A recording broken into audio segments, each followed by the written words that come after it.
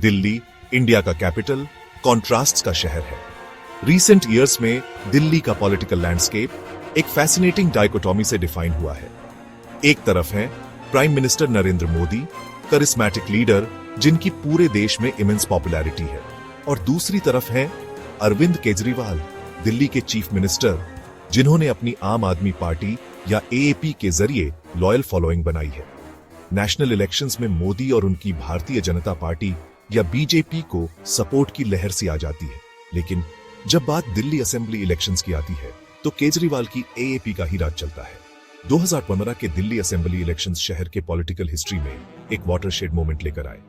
AAP anti corruption protests और clean governance के promises की लहर पर सवार होकर लैंडस्लाइड विक्ट्री हासिल कर ली। उन्होंने 70 में से अनप्रेसिडेंटेड 67 सीट्स जीत ली, बीजेपी को बस 3 सीट्स पर छोड़ दिया। इस रिजल्ट ने पूरे देश में हलचल मचा दी। एएपी को इंडियन पॉलिटिक्स में एक जबरदस्त फोर्स के रूप में एस्टेब्लिश कर दिया।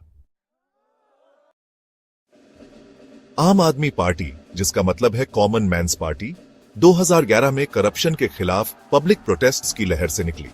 एक फॉर्मर ब्यूरोक्रेट अरविंद केजरीवाल के नेतृत्व में एएपी ने traditional politics of dynasty, corruption और प्रिविलेज से हटकर चलने का वादा किया। 2013 के दिल्ली असेंबली इलेक्शंस में एएपी के इलेक्टोरल डेब्यू में उन्हें 70 में से सरप्राइजिंग 28 सीट्स मिली। ये शुरुआती सक्सेस हालांकि ज्यादा दिन नहीं टिकी, क्योंकि उन्होंने माइनॉरिटी गवर्नमेंट बनाई जो सिर्फ 49 डेज तक चली, लेकिन इससे उन्हें वैल्यूएबल एक्सपीरियंस मिला और उनकी क्रेडिबिलिटी बढ़ी। 2019 के दिल्ली असेंबली इलेक्शंस एएपी के लिए एक टर्निंग पॉइंट साबित हुए। क्लीन गवर्नेंस और प्रो पीपल पॉलिसीज के लिए कमिटेड पार्टी की अपनी इमेज को भुनाते हुए उन्होंने पोलर्स में बड़ी जीत हासिल की, बीजेपी और कांग्रेस पार्टी को बहुत पीछे छोड़ दिया। इस जीत ने दिल्ली पॉलिटिक्स में एएपी की पोजीशन को एक डोमिनेंट फोर्स के रूप में पुख्ता कर दिया। नरेंद्र मोदी 2014 में प्राइम मिनिस्टर का पद संभालने के बाद से नेशनल स्टेज पर अनपैरेलल्ड पॉपुलैरिटी एंजॉय कर रहे हैं। एक स्ट्रांग लीडर के रूप में उनकी इमेज और उनकी बीजेपी का डेवलपमेंट और नेशनल प्राइड का नैरेटिव पूरे इंडिया में वोटर्स को पसंद आया है। हालांकि ये national appeal Delhi assembly elections में इलेक्टोरल सक्सेस में तब्दील होने में लगातार फेल रही है। 2015 के दिल्ली असेंबली इलेक्शंस मोदी की जनरल इलेक्शंस में लैंडस्लाइड विक्ट्री के कुछ महीनों बाद ही कैपिटल में बीजेपी की वल्नरेबिलिटी को एक्सपोज कर दिया। मोदी के पर्सनल करिश्मा और नेशन वाइड पॉपुलैरिटी के बावजूद बीजेपी का बुरा हाल हुआ, वो बस 3 सीट्स ही जीत पाई। 2020 के दिल्ली असेंबली इलेक्शंस ने बीजेपी के लिए एएपी को पावर से हटाने का एक और मौका दिया। हालांकि रिजल्ट्स 2015 जैसे ही रहे, एएपी ने दिल्ली असेंबली पर अपनी पकड़ बनाए रखी और 62 सीट्स जीती। बीजेपी अपनी परफॉर्मेंस में थोड़ा सुधार करने के बावजूद सिर्फ 8 सीट्स ही हासिल कर पाई। दिल्ली में पैठ बनाने में ये लगातार फेल्योर मोदी और बीजेपी के लिए एक सिग्निफिकेंट चैलेंज पेश करता है।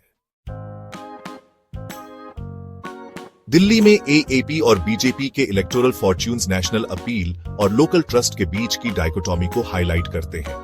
मोदी की पॉपुलैरिटी नेशनल लेवल पर अनपैरेलल्ड है, जबकि दिल्ली के वोटर्स ने केजरीवाल की एएपी में विश्वास जताया है।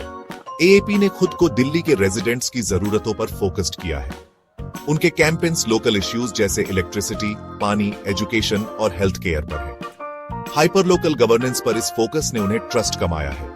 केजरीवाल की हम्बल इमेज मोदी की पावरफुल इमेज से कॉन्ट्रास्ट करती है। पर्सना में ये डिफरेंस दिल्ली के वोटर्स को पसंद आया है।